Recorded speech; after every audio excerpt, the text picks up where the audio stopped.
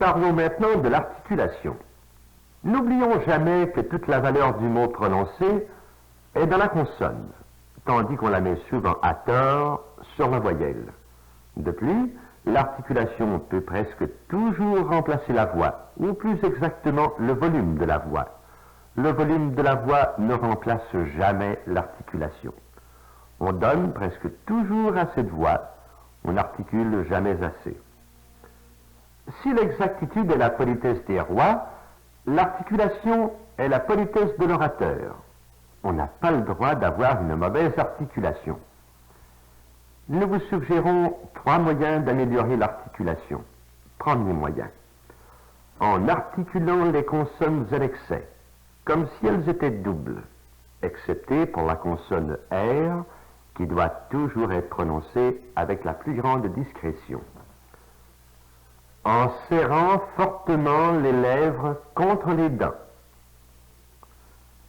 en dessinant les mots avec les lèvres, comme pour se faire comprendre à voix basse d'une personne éloignée, en marquant l'accent tonique à l'excès, partie du mot écrite en lettres majuscules dans la brochure, mais sans prononcer la voyelle muette. Passons maintenant au deuxième moyen d'améliorer l'articulation, moyen appelé les cailloux de Démosthène.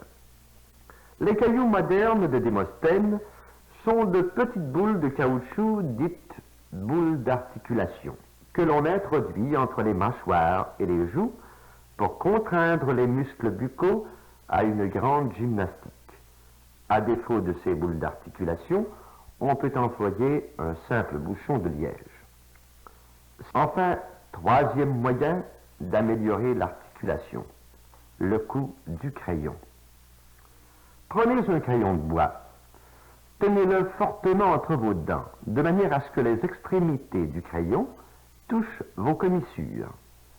Lisez une page de journal en dessinant les mots avec vos lèvres pour contraindre les muscles buccaux à une grande gymnastique. Mais attention, aussitôt que vous ressentez une fatigue légère, arrêtez-vous. Enlevez le crayon, mais poursuivez votre lecture sans lui. Lorsque vous vous sentirez reposé, replacez le crayon et reprenez la lecture.